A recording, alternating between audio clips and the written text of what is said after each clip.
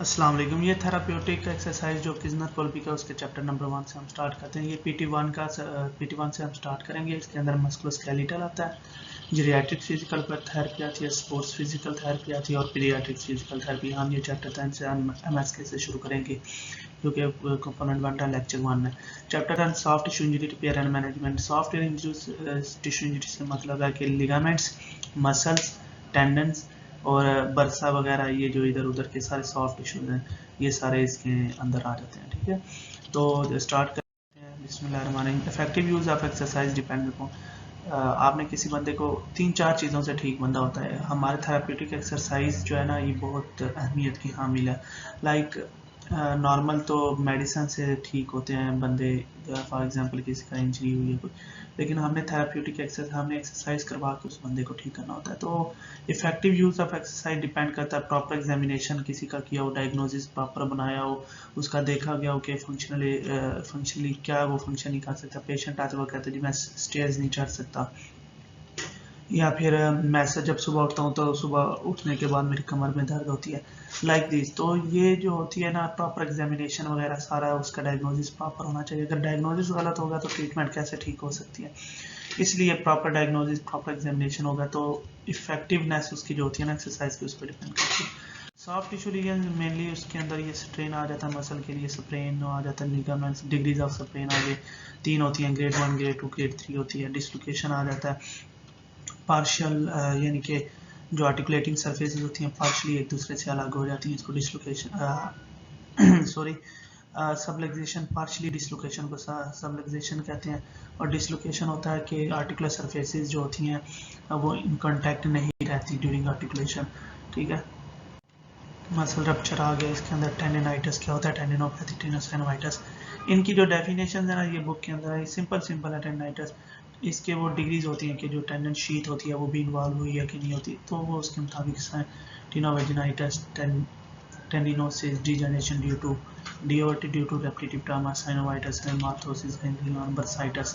Mainly ये चीज़ें हैं जिनका हम इलाज करते हैं फिजिकल थेरेपी से। आप ये कह सकते हैं बर्साइटिस सिंड्रोम्स के अंदर आ सकता है अपना टेनिस एल्बो आ सकती है, गोल्फर्स एल्बो। क्लिनिकल कंडीशन जो पैथोलॉजी से होती है, डिस्फंक्शन हो जाता है, यूराइन डिस्फंक्शन, कॉन्ट्रैक्चर्स बन जाते हैं, एडिशंस आ जाती हैं। ठीक है, मसल गार्डिंग हो जाती है, prolong contraction in response to कोई चीज़ की कंट्रैक्शन आ जाना मसल्स की। ठीक है, due to painful stimulus is called muscle guarding. Splints the inter tissue, splints का मतलब होता है जो इंजरी हुई होती है उसको प्रोटेक्ट करता है। Intrinsic muscle spam, circulatory metabolic changes when muscle in prolong contraction, ये आप लोगों ने बुक से पढ़ना है, इसकी डेफिनेशन एग्जैक्टली आपने याद कर ली। ठीक है, muscle weakness, myofascial compartment syndromes होते हैं। इंटेस्टिन क्या होता है, मायोफेशियल कंपार्टमेंट सिंड्रोम क्या होता है, आप ये समझ लें कि एक बर्न शापर होता है, उसके अंदर डिफरेंट चीज़ें पड़ी हुई हैं, तो जब उसके अंदर कोई चीज़ एक्स्ट्रा आप डालेंगे तो प्रेशर इंक्रीज होगा। सेम लाइक हमारे मसल कंपार्टमेंट, टीरियर कंपार्टमेंट आपने फर्स्ट ईयर सेकंड ईयर में पढ़ा, anterior compartment, posterior compartment of arm, thigh, leg muscle.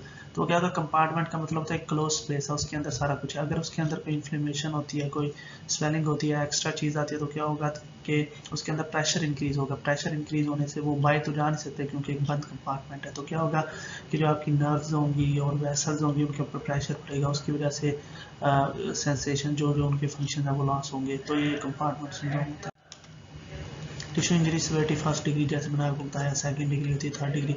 First के अंदर माइल्ड पेन, सेकंड के अंदर स्टॉपिंग एक्टिविटी मतलब बंदा कहता काम नहीं करना, थर्ड के अंदर नियर कंप्लीट और कंप्लीट टीयर हो जाता है। तो ये डिग्रीज हैं, ये अच्छी तरह आपने देख लेंगे है। स्टेजेस ऑफ टिश्यू हीलिंग, जब इंजरी होती है एक्यूट स्टेज होती है, साइंस ऑफ इन्फ्लेमेशन होते हैं उसके, उसमें क्या होता है कि साइंस ऑफ इन्फ्लेमेशन के अंदर रेडनेस आती है, स्वेलिंग हुई होती है, पेन हो रही होती है, तो ये चीज़ें सारी 4 से 6 दिन तक रहती हैं। इसकी management, tissue response, vascular changes prominent होती हैं, exudation, clot formation, neutralization of irritants, early fibroblast effective management का आपने वो चीज़ें ख़त्म करनी है जो हो रही हैं एक्यूट स्टेज के अंदर। इन्फ्लेमेशन को ख़त्म करना है, वुंड हीलिंग को फैसिलिटेट, ये सिंपल चीज़ है। पेशेंट एजुकेशन करनी है, उसको बताना है क्या करना है, कौन सी एक्टिविटी ख़त्म करनी है, आपने कौन सी चीज़ करनी है, कौन सी चीज़ नहीं करनी, पेशेंट की एजुकेशन करनी है, उसको बताना है। Protection of injured tissue, minimise करना pain and promote healing 24 to 48 hours होती है। RICE rest icing compression elevation नहीं करना हमें। एडवर्स इफेक्ट ऑफ इमोबिलाइजेशन जो कंट्रैक्चर वगैरह होता है वो नहीं होने देने, तो उसको थोड़ा सा एसोसिएटेड एरियाज वगैरह में उसके अंदर मूवमेंट करवाते हैं। एक्टिव मूवमेंट कंट्राइंडिकेटेड होती है। फॉर एग्जांपल अगर स्ट्रेन हुआ अगर बाइसेप्स का तो उसके अंदर एक्टिव मूवमेंट आपने नहीं करवानी। उसके अलावा रूमेटॉइड स्ट्रेचिंग भी नहीं करवानी। एक्यूट स्टेज के अंदर stretching is contraindicated. Load grading mobilization और मसल सेटिंग होता है, मतलब है कि आपने आइसोमेट्रिक कंट्रैक्शन करवानी है कि मूव ना करें, बस सिंपल थोड़ी थोड़ी बहुत लो इंटेंसिटी होनी चाहिए। ये आप देख लेना। In case of joint injury what should be the joint position while performing muscle setting? इसका आंसर आपने देना है, खुद ही सोचना है, और अगर नहीं मिलता तो बुक में से देखिए।